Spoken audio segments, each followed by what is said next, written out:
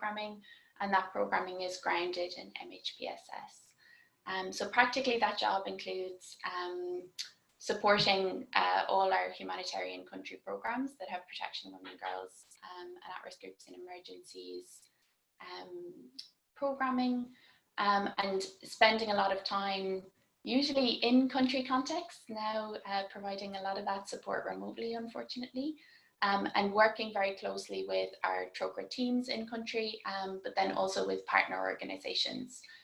So we have a strong focus on partnership. We work with local organisations with a particular focus on women-centred organisations, and accompaniment, mentoring, capacity strengthening, and assisting them to implement their programs would kind of be a core part of my role. And then in terms of my own background, so my background is in psychology. I did a BA in applied psychology in Ireland, where I'm from, and then went on, worked in disability services, in therapy roles, and then did a PhD in applied psychology, focusing on working with young women who had been formerly associated with the Lord's Resistance Army in northern Uganda.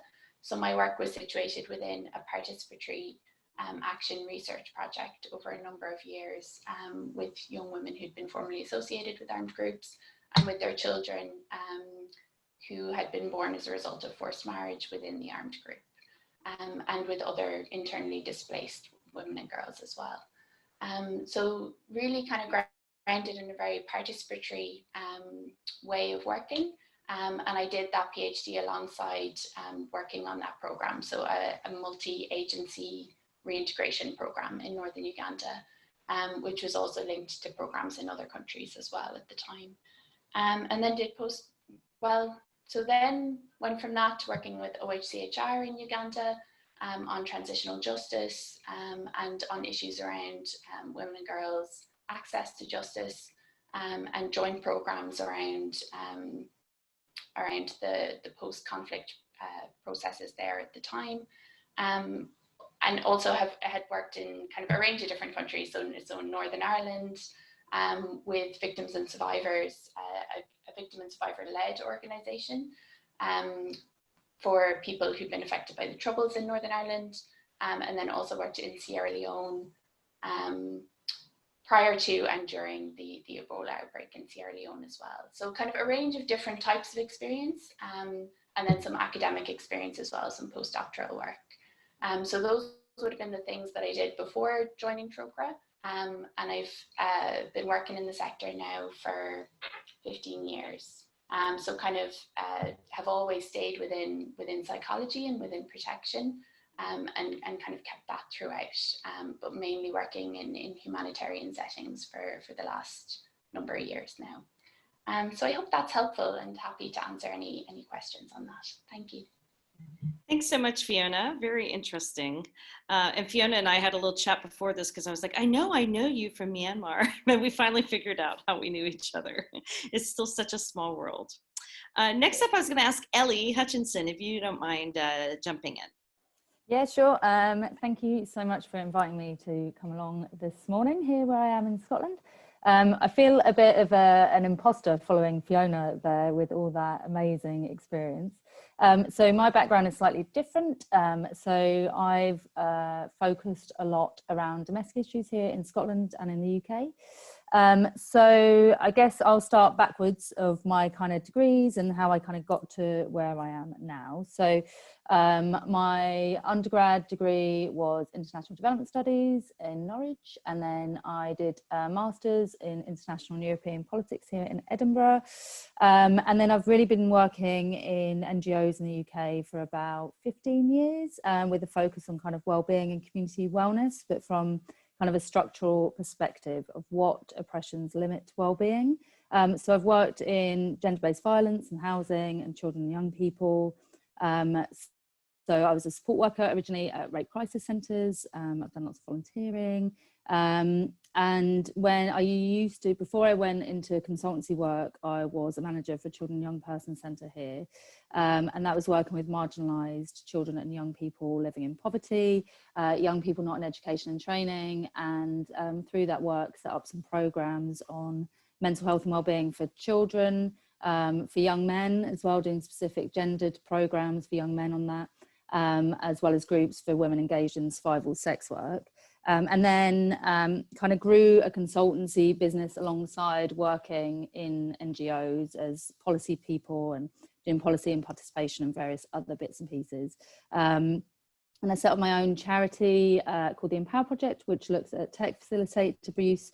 So I was working with services and survivors around kind of supporting people to be able to respond to tech facilitated abuse.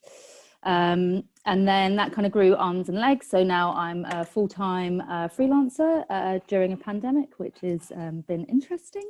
But since then I've been working with Plan and Scottish NGOs on prevention programmes for boys around gender-based violence. And a lot of what comes out of those conversations is about looking at boys' mental health as well and their well-being.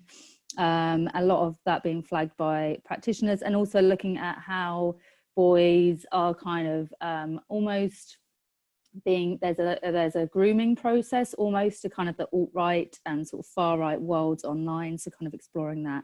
But I guess really why I'm here today is because I'm a co-founder of a feminist consultancy group called The Collective, and I came together with one of my colleagues from there, Kate Nevins, who is worked in the humanitarian field for a long time, as well as one of her contacts, an amazing woman called Mansi. And between, oh, Kate is here too. Hi, Kate. And between Kate, Mansi and I, we've worked together on producing a staff care and self-care manual, literature review, and a bunch of other stuff for NCA. And what I'm doing at the moment alongside, we finished that project and it's not published yet. But what I've also been doing alongside is supporting gender-based violence services across the UK on staff care and self-care for their staff members, with very much a sense of people doing this work and providing support to the survivors are great at telling survivors how to protect their mental health, how to recover and how to survive, but they're not necessarily great at taking care of themselves. So that's really where I come in and do a lot of kind of one-to-one work with support workers, as well as more sort of organisational support as well of what people need to protect their own mental health and well-being whilst delivering work and kind of minimising vicarious trauma, particularly at the moment when people are working from home and they're potentially being around the table with perpetrators as well as survivors on the phone, and what that means when you're doing that in your bedroom or you've got your kids next door and all of that. So that's really my background. So I think it's probably quite different to some of you guys, but I'm kind of new to this world as well. So hopefully as a kind of entry level person, I can give you some ideas on how that journey kind of progressed for me and where I'm at now. So thank you. Great. Thank you so much, Ellie. And I've been in touch with Ellie because we're hoping maybe to highlight some of the work that she's been doing in some GBV self-care webinars through the GBV community of practice. And I can tell you a bit later about our community of practice that we have if people are interested. Justin, let me turn it over to you. Sure, thanks, Sarah. Well, yeah, thank you again, Sarah, for just organising this. This is a really exciting opportunity just to connect with colleagues and share. I think all of us maybe receive, different questions like this along the way, and so it's really great to have an opportunity to come together and just talk together about shared experience. So thanks for inviting me. Really glad to be here. So a bit about myself. I'm working with the Centre for Victims of Torture currently, and based in Amman in Jordan. So I've been with CVT for six and a half years now in the Middle East. So we're a US-based organization and have direct service provision, MHPSS services. Our biggest programs being here in Jordan and also in Kenya, both in camps and in the community. also different programs in Africa as well, and then also a capacity building element to our work where we support torture and trauma rehabilitation services globally, and support partners in the work that they're doing. So yeah, it's great to see a few names, I think, and colleagues, folks who have been connected with CBT here, including Karen, who'll be speaking later as well. So my role is a clinical advisor for mental health. And we have a team of advisors who work remotely in supporting our programs, both on the direct service side and the capacity building side. So for the first few years when I was in Jordan, I was on our direct service program and working as a psychotherapist trainer. So that was a position where we were training and supporting local MHPSS specialists to provide services to refugees here. And then transitioned about 3 years ago to working on regional programs. So currently I'm overseeing, providing clinical oversight for programs related to Syria, basically the Syria crisis. So that would be services within Syria and surrounding countries, partnering with local civil society organizations, MHPSS, community-based organizations, as they provide care.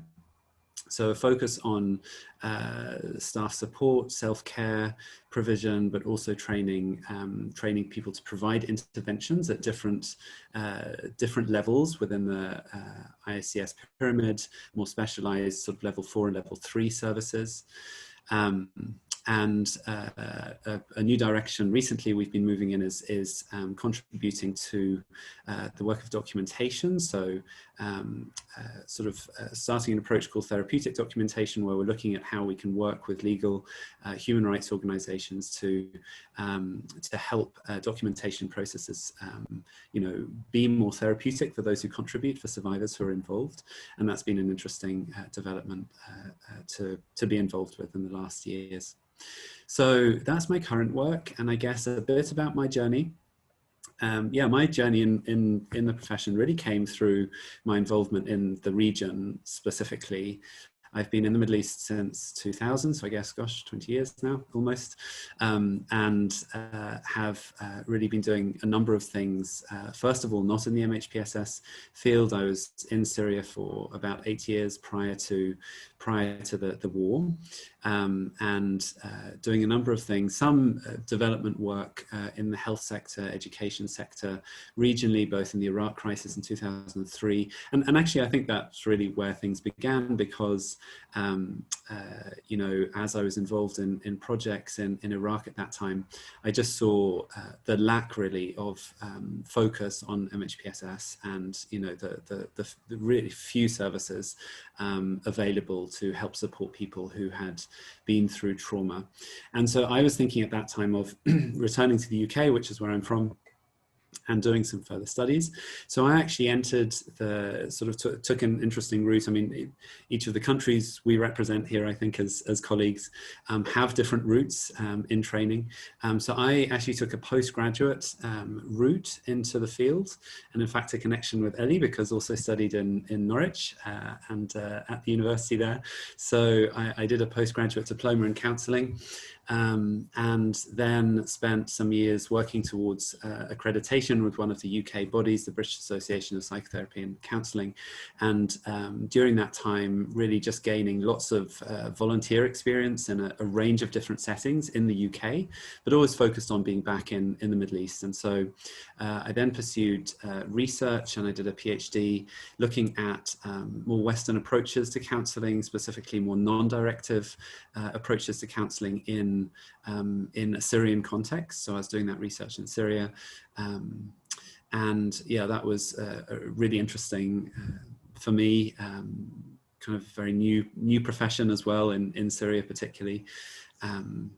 And so did that, had a few other roles before then coming back to the region more full-time, and that's what brought me to Jordan. So I guess that's my journey in a nutshell, and very happy to answer questions and be involved in the discussion later. Thanks a lot, Justin. And I met Justin while doing some research for the ICRC as one of our experts, also working with sexual violence against men and boys too. So it's really great to have him here. Next up is Karen Abbs. Hello, everyone. And Sarah, thank you so much for organizing. And this is where I start to feel very old, because I've worked with Sarah a long time ago, I've worked with Maryse a long time ago, I've worked with Justin, and I'm sure lots of us, our paths have crossed. So I've been working in mostly the humanitarian sector on MHPSS for about 15 years. And I'll start with where I came from. It's interesting. I think we all have varied backgrounds. We didn't maybe traditionally come from, say, clinical psychology into this. We have unique and wonderful backgrounds, which is fantastic. So I actually started in anthropology, which has served me massively in the MHPSS sector, working abroad and understanding culture and how that interplays with psychology. So that's where I started my training, but then I went on to expressive arts therapy. So I trained in Canada and in Switzerland, and did a master's in expressive arts therapy. But I was very lucky in Canada to get 8 years of clinical grounding. And I think that's what helped me so much to then go to working internationally in MHPSS, is that I had really good clinical training in Canada. I worked in trauma, I worked mostly with children, and had a very, very good understanding of therapeutic process. And I felt my clinical skills were really, really honed in that way, in that environment. And then I was also doing supervision in Canada. I became a supervisor of a program that I was working on. And the reason why that was important was I always wanted to work with MSF, with Médecins Sans Frontières. And I had it in my mind, I really wanted to do this. So maybe the same as many of you on the call that really want to go into MHPSS and you're not sure how to make it happen. That's where I was. And I found out that MSF was taking mental health professionals. I'm like, this is where I want to go. So I worked towards it. It took me a few years of making contact, finding out what they wanted. And for MSF, they wanted very sound clinical skills as well as supervision skills, because their model is not that you do direct work, you supervise programs, you train local counselors, somewhat similar to the work of CBT, which I've also worked for the Center for Victims of Torture. And so if your wish, your dream is to implement MHPSS programs in other countries and other contexts, the clinical skills and the supervisory skills are very, very helpful, because a lot of the work involves training and setting up programs, setting up structures, building systems, training counselors. And those are the skill sets that I drew on for a large part of the early part of my career with MSF and with CBT. Now, over the years, I've become much more interested in staff care. So I still do some MHPSS projects. I work as a consultant now. So I do some work in this area, but mostly I work in staff care and in duty of care. So at the moment, I'm actually the global coordinator with UNFPA. I see there's a few UNFPA people on the call. And I'm looking at the staff well-being component of duty of care for UNFPA and how to put those kind of larger scale structures and processes in place. And how I got started on that path, I was just very, very lucky. And so part of my message to you is to say yes to unusual and strange job opportunities that come up. I got a job in Darfur a long time ago. Running essentially a staff well-being program for humanitarian organizations in Darfur. It was kind of a multi-organization, multi-donor project, and I was very, very lucky to get the role, and that really kind of put me on the track and the direction of staff care. So that's really where I spend most of my time now. And so messaging to you is just really, follow your passion, follow what you're interested in, because that's what really got me to the place that I'm in now. Is I loved what I was doing, really wanted to work internationally, and found the organizations that fit for me as well. So I really looked at what organizations do I want to work for, and was initially very much drawn to MSF and wanting to work with them, and just really looked at what their criteria was and made sure that I could meet those criteria, and then did the application process. So really excited to be part of this group. It's such an impressive group of people, and just so wonderful to see people again and hear for any questions that you might have at the end. So thanks, Sarah. Thanks, Karen. And Karen and I worked together at MSF in Amsterdam, and definitely she was doing self-care informally for all of us there in the headquarters office. So it's great to see where you're at nowadays. All right, next up is Capucine, one of the founders of the Humanitarian Women's Network. Yes, hi everyone. I have a baby on the side, so it might be noisy at some point. Sorry about that. But so yes, I'm Capucine de Fouchier. I'm a clinical psychologist by background. If we start with the background, I've studied clinical psychology and I have a PhD in clinical psychology. And I've worked in diverse organizations, and both in MHPSS, I would say, program for beneficiaries, let's say, and MHPSS for staff. So I've moved from one to the next over the years.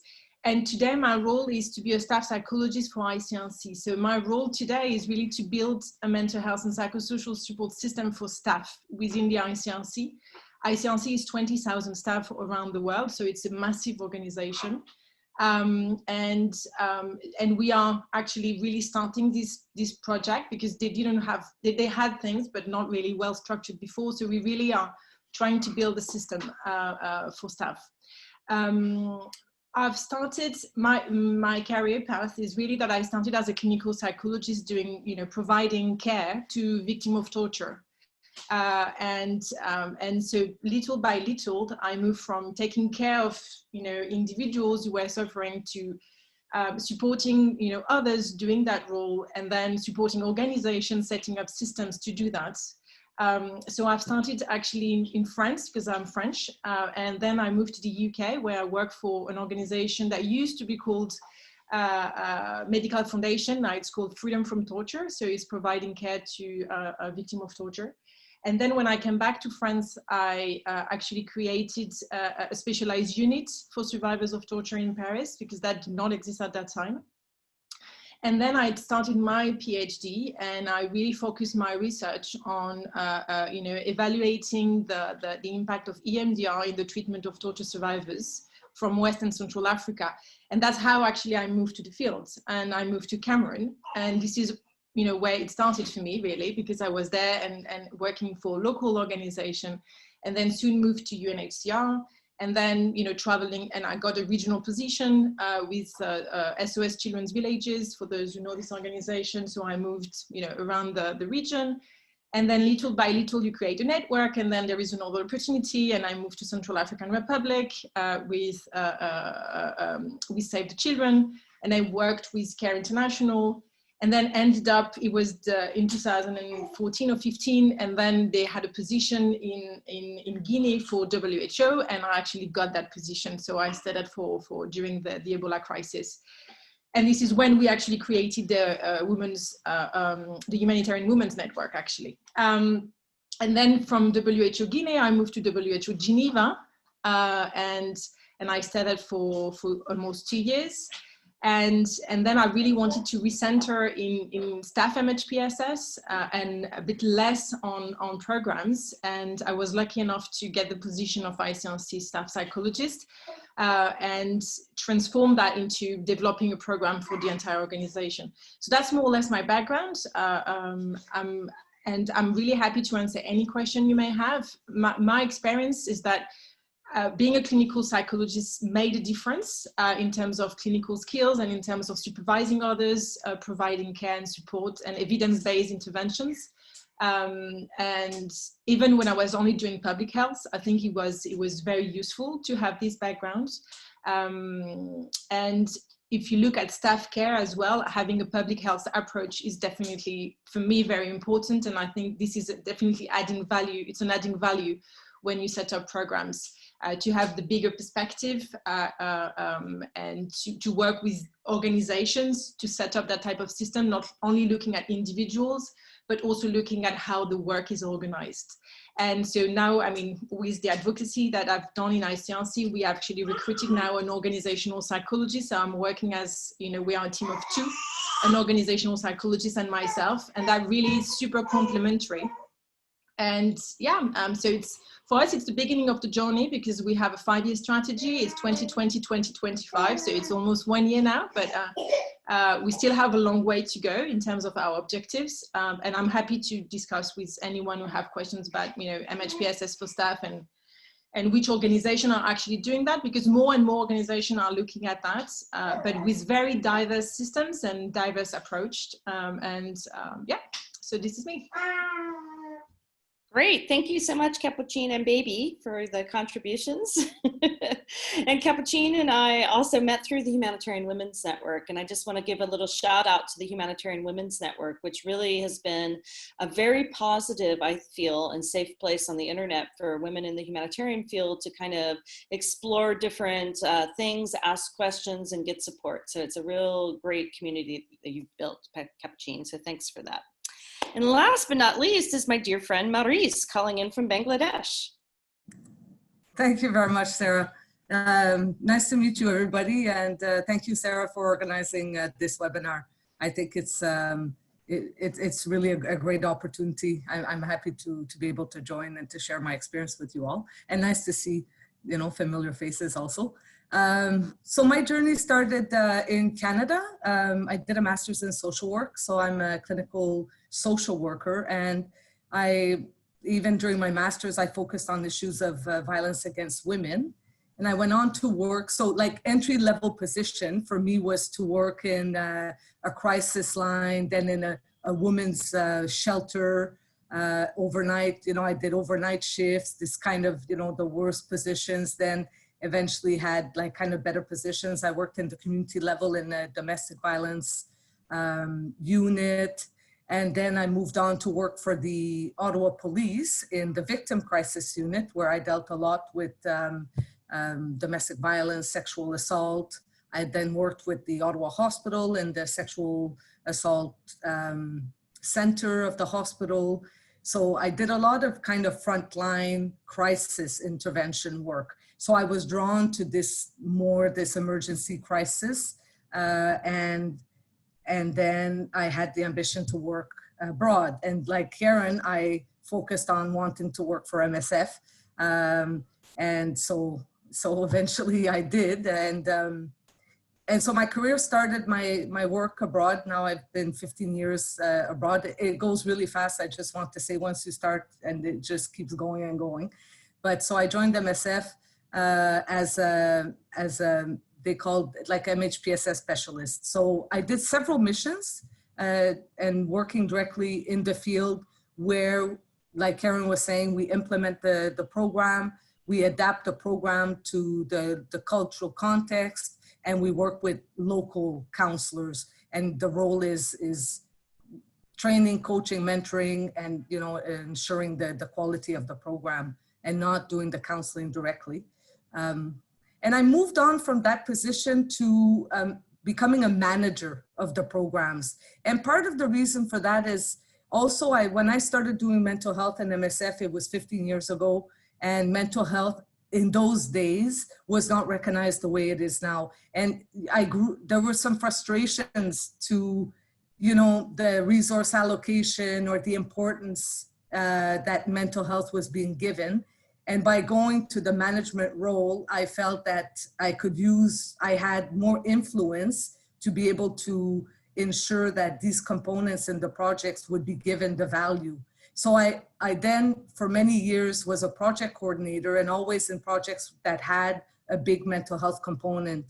One of the last projects I did with MSF was a standalone GBV project where MSF opened a clinic, a sexual violence clinic, 24/7 clinic in Delhi, India, and obviously had a big mental health component. It had the full package of care. So I use my background as in social work and in counseling was very useful for me in my management role. And from the MSF project coordination roles and the different projects that I've worked, I've now moved on to UNFPA as a GBV specialist, where I'm working in Cox's Bazar in Bangladesh, where we manage, UNFPA has a big GBV program in the camps where we offer direct case management to GBV survivors. So again, I'm more in a management role and get, you know, further away from the front line and direct interventions. But definitely, I think like Capucine was saying, like the clinical skills, the clinical knowledge, all this to ensure the quality of programs makes makes a big difference, I would say, in the end, and it's always been useful. I think I use those skills all the time in my work, even if it's not direct to client one-on-one counseling. So that's my background. And if you have any questions, I'm also very happy to provide, to contribute to answers or to answer your questions. Thank you very much. Over to you, Sarah. Thanks, Maurice. Maurice and I have known each other since I first started at MSF, and she was just coming back from Chad, and we actually met in Berlin, where I live now. So, oh, yeah. So gone a long way back. So, and although I'm not an MHPSS specialist, I tend to work a lot in this field quite closely. And as you can tell, I worked with all of these different people in gender-based violence. And again, I run the gender-based violence community of practice, and I put the email address in there if people are interested. And I also have a background in anthropology, women's studies, and public health too. So now let's open it up for questions. I'm going to ask, and then I'll just ask the specialist, you know, just jump in, unmute yourself, and answer as it comes along. So the first question was, this person's interested in going into this field, wants to know, what do you guys think the education paths are that are most appropriate? She's considering a dual degree in social work and public health. Now, I know you've all come from different angles, but if you could just give a little thoughts on that.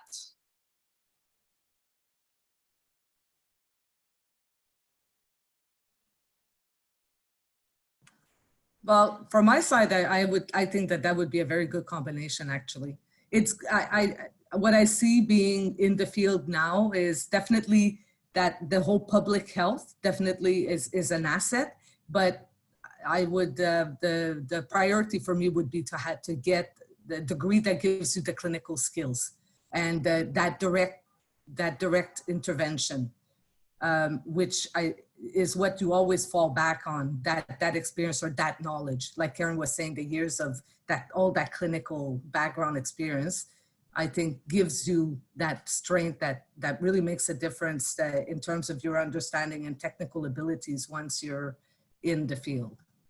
Yeah, and I'll just come in on that as well. So I don't have a clinical background at all, but I have done an awful lot of support work with survivors, as I think everyone was saying, doing that sort of first response stuff. And I actually think having that that real grounding in your approach is so valuable, so valuable. So yeah, that sounds like a great choice in terms of education, but I'd also really be thinking about your kind of informal education as well, and the skills and experience you can develop elsewhere with other services as well, I would say would be my kind of advice on that. Yeah, I'd agree with that. And I'd maybe just say very briefly that when choosing a program, maybe just having a look at the kinds of experience that the people who will be teaching you and supervising you have. I think one thing for work in emergency settings and for the kind of work that we do or working in GBV programs is the critical importance of that attentiveness to power. The political and social realities of people's lives, the power structures and dynamics that people are living with. And so when choosing your specific program, I think bearing that in mind and looking for programs that have that social justice perspective or have people who are coming from you know, deep international experience or deep experience in whatever country you're studying in, with marginalized people and people who've been discriminated against. Because that's not always present in every program, and that's something that you really need to bring to this work, I think. If I can jump in, I really see the value of having both qualifications, to be honest. A clinical, I mean, it doesn't have to be clinical psychology. I think social work is also very valuable and very valid in terms of going to MHPSS, but having the clinical skills plus the public health perspective. Working for WHO for quite some time, I think you can learn on the job, public health you can, but I think it also makes sense to have a qualification. It doesn't have to be a master in public health, but to have a certificate or you know, additional studies in public health does also make the difference to have the big picture and to really understand how a health system works. again, it depends at which level of the MHPSS pyramid you want to work. And I think that's a question to ask yourself. Do you want to be at the bottom of the pyramid where you would look at really psychosocial programs at really community level? Or you really want to go further up in the pyramid, looking at specialized supports or even focused psychological supports? I'm sure you're all familiar with the MHPSS pyramid, and I really think, like, depending on what is it that you really want, then choose your study depending on that. If you really want to work on the top of the pyramid, meaning like working on building mental health systems, working at how to decentralize care to primary health care, this you would need, I think, to be a clinical psychologist with public health education as well. If you want to work at the psychosocial level, community level, I don't think you need to have that. And other pathways are also very valid. But just look at the pyramid and try to see what is it that you would be most interested in. That would be my advice. Okay.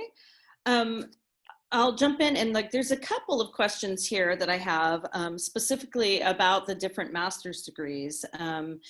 Some people have a master's in psychology and are interested in what they need to add on to it. A number of people who want to get into getting more training in clinical psychology, but particularly the Swiss system seems to require that you need a BA in psychology to get into a master's program. And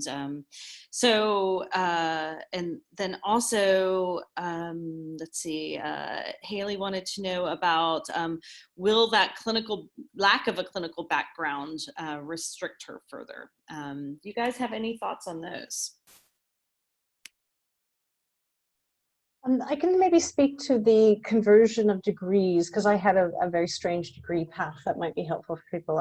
Because I started with anthropology, and I used to live in the UK as well. Very much restricted me in the UK from registration with certain bodies, because they want you to start on that traditional career path of BA in psychology, master, PhD, and I hadn't followed that traditional linear path.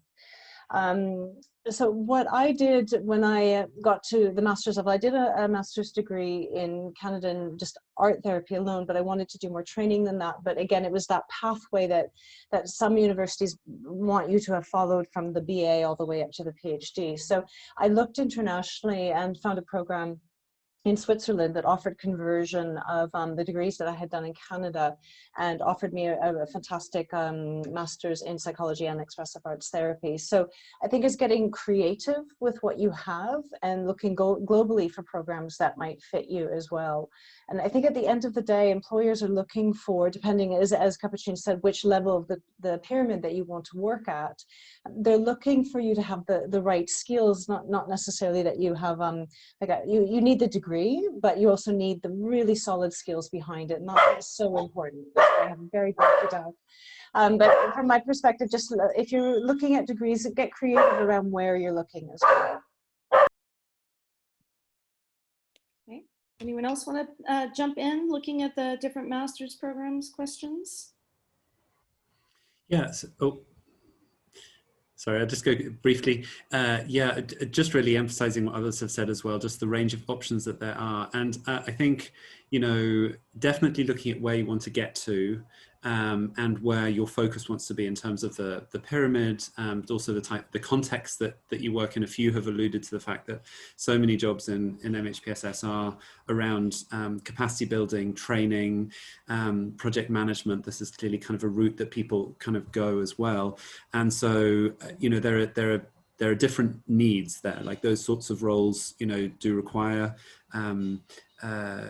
different types of experience, but also just coming back to that personal fit. This was really important to me, like even thinking about, counseling, psychotherapy. There are, as everyone's aware, like sort of different schools and approaches to therapy. And actually for me, one of the important things was just really thinking about what fitted for me, what approach was I most interested in, sort of on the clinical side, even in terms of like, do I want to take an integrative approach? Do I want to focus on one particular school, and that's what I did originally. Actually, I just focused on one particular school because I wanted to get a really good grounding in that before kind of adding other things on, and just sort of find that personal fit for me at the clinical level. And again, as other people have said, that strong clinical grounding, I think, just sets you up so well for whatever role you're going to be in, and even a broad range of experience. And also to throw out the factor of licensure in different countries is also very different. So to consider, like, in order to practice in whatever country you're interested in, either overseas or your own country, what are the requirements for that? Very often it's a time period or a number of sort of supervised hours, continued professional development after the master's or the initial training. So really, I think in this profession, that master's or that first stage is really a start along the road rather than being the end goal. And, I ended up for a few years working in an addiction center and a prison and GP practices and university student counseling services, and I knew that longer term, those won't be contexts I were going to spend a long time in, but I really did value the range of places that I worked originally, because I think it does build those clinical skills in a way that you can then adapt and the way that you can use internationally in other contexts too. So I'd say, that does relate also to the length of time. Programs vary in length from a year to many years. Some of these paths are much longer than others. I would say not to be afraid in investing in slightly longer programs if you feel that's a good fit for you, because the experience you build will set you up so well for the future. And often, like I think it was Marisa was saying, as you move more maybe into the training or the management side, you can end up missing that face-to-face work, and so getting that good foundation, I think, is really important.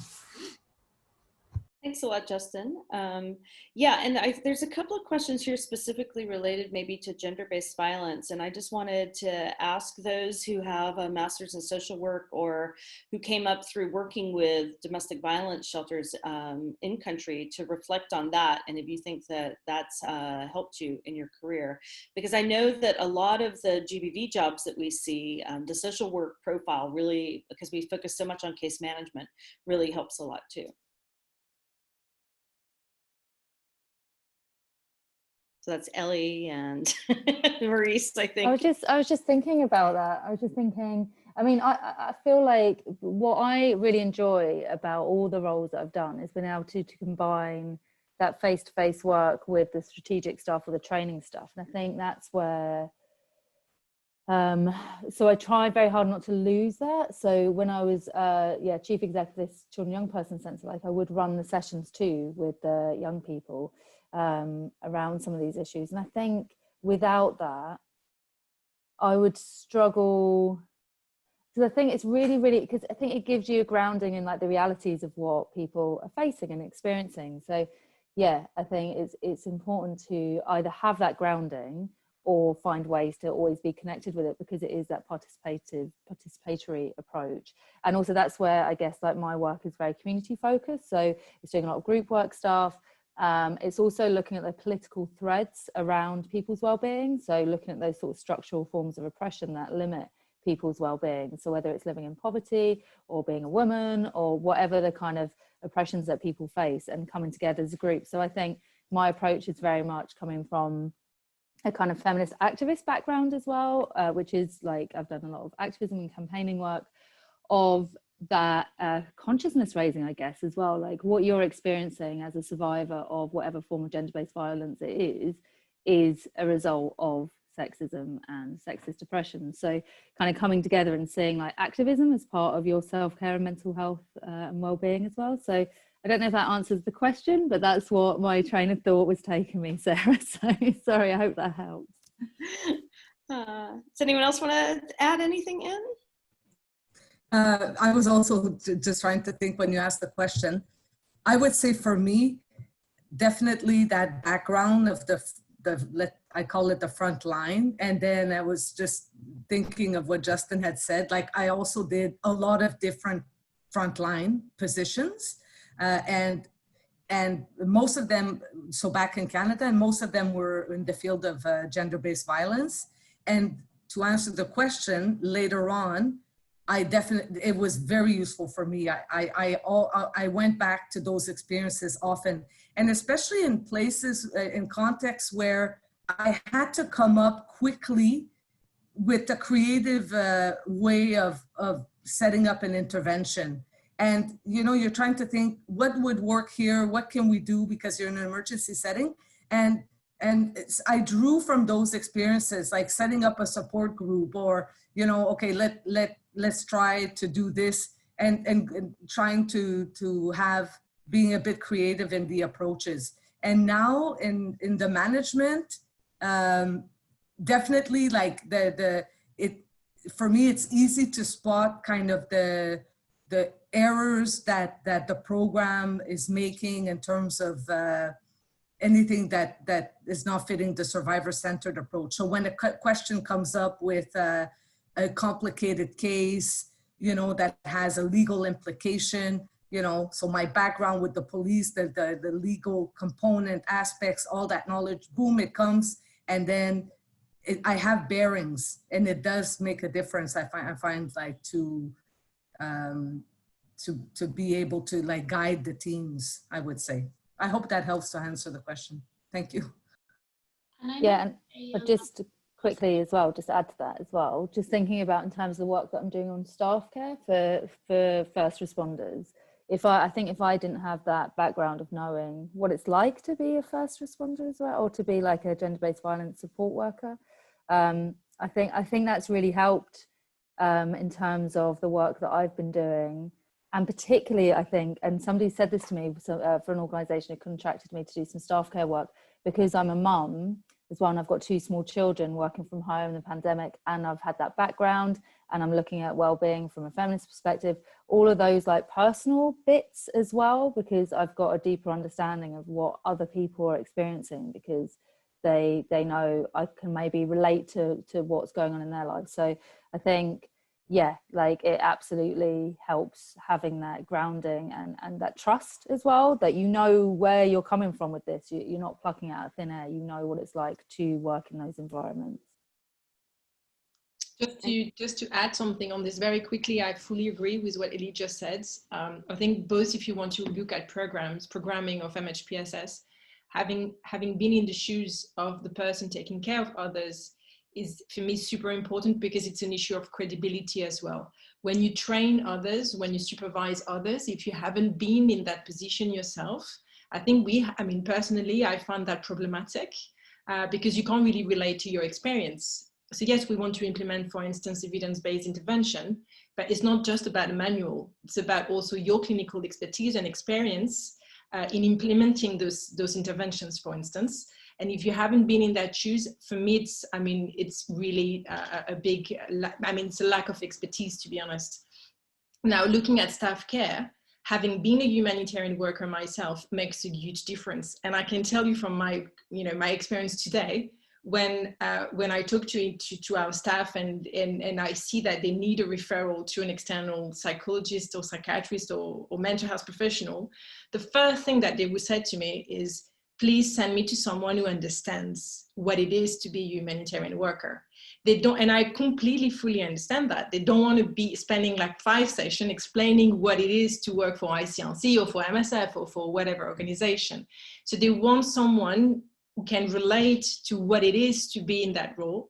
So I think, again, being yourself in the field is so important.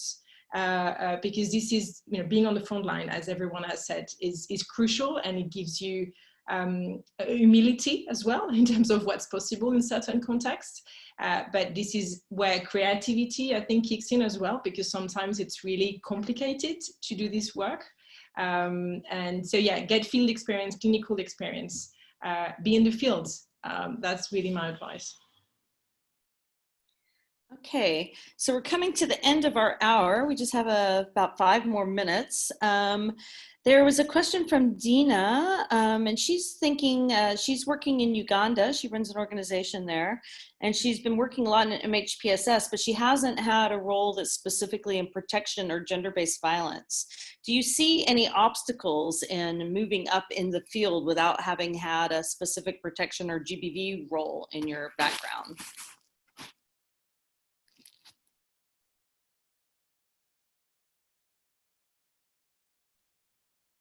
Not really. I think it really depends what she wants to do. I think it really depends what she would like specifically and where she wants to go.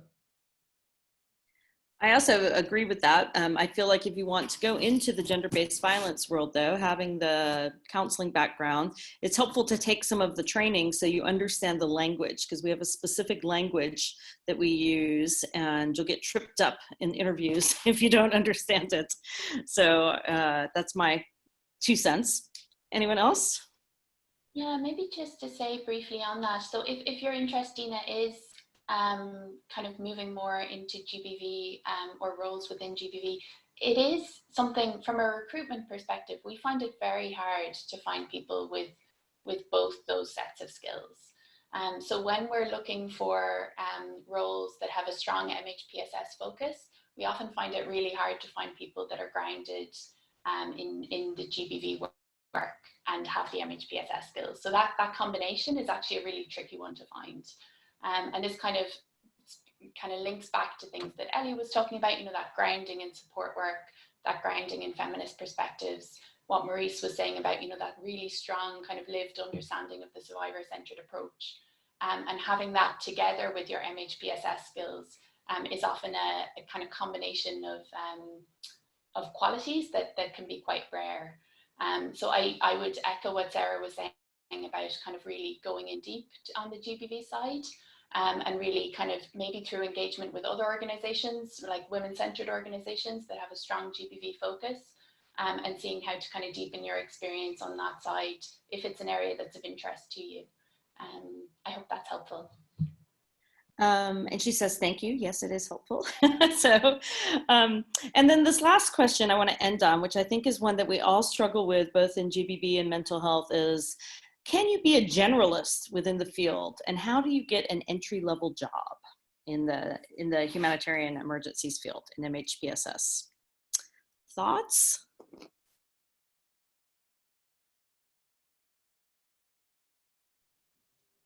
I can jump in. Okay, no one is talking. So I think, honestly, I think it's difficult to be a generalist because, again, as you know, the pyramid, I think there are very different type of intervention at each level.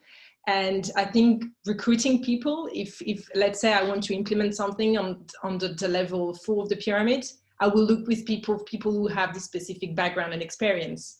So you could, after many years, I would say, but I mean, again, the different type of level come with also different educational backgrounds.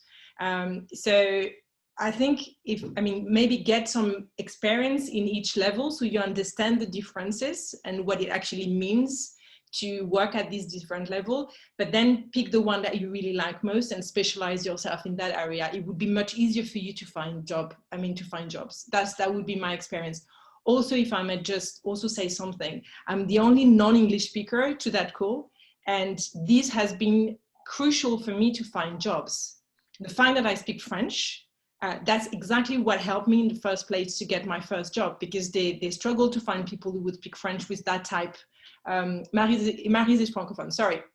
So we are 2 Francophone. And it's not about Francophone, it could be Spanish, it could be any language. But what I'm saying is that if you have an additional language, it can really definitely make a difference. It has made a difference for me, for instance. So that's also an advice from me.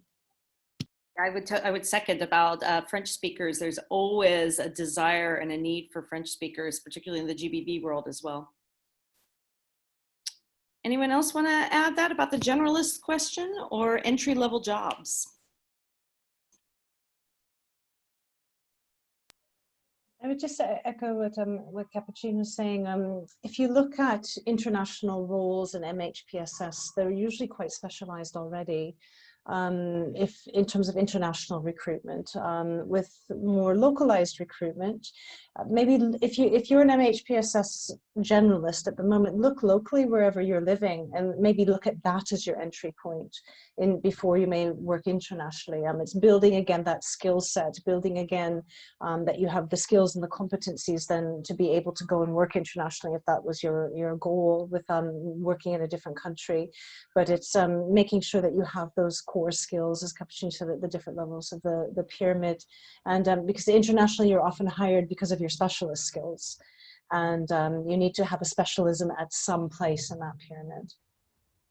Okay, so we have 2 minutes left, and one of my self-care rituals is making sure webinars don't go over. So I want to finish it now by thanking all of the participants, all of you guys that signed up and came and joined us, and all of our specialists who are sharing their advice. And we wanted to leave it with going through the list of specialists, and you give one word of advice for all of the participants. Fiona.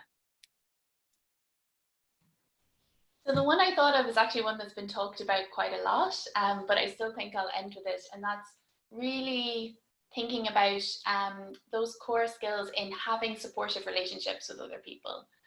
Because if you're going to pass that on to somebody else, you have to have done it yourself, and that's not necessarily, you know, that's quite, that can be at any level, that can be anywhere in your life, but really kind of building, having those supportive, compassionate, caring relationships with other people through your work and through your life as well, and looking after yourself. I'll leave it at that. Ellie? Yeah, basically the same. I was thinking collaboration. So that's really, and collaboration and cooperation and working with other interesting people who are doing cool stuff and saying yes to good opportunities. And again, as Fiona's saying, like definitely looking after yourself and approaching it all with like a sense of compassion, like for yourself and for those that you're working with, particularly at the moment. So yeah, collaboration and compassion and feminism would be my 3 words. Justin? Yeah, I was going to say just value of a broad range of experience, especially as you're coming into it. It's a very general thing, something very specific. If you're struggling to find those entry-level positions internationally, but you're really interested in working internationally, take a look at the volunteer opportunities or entry-level positions there might be in your country working with refugees and asylum seekers, because there are now so many international projects in our home countries. It's a great way to build that experience if you can't do that overseas. Great. Karen? I think for me, it's following what you're passionate about. And that's really what's led me on my career is I'll see things like, yes, I want to do that. I'm passionate about it. I'm interested in doing it. And that's what's really helped me along in my career path and where I've gone with it, is just always following that passion and joy and love of the work. And that's been one of my greatest pieces of knowledge in it, of always doing what calls to your heart. Capucine?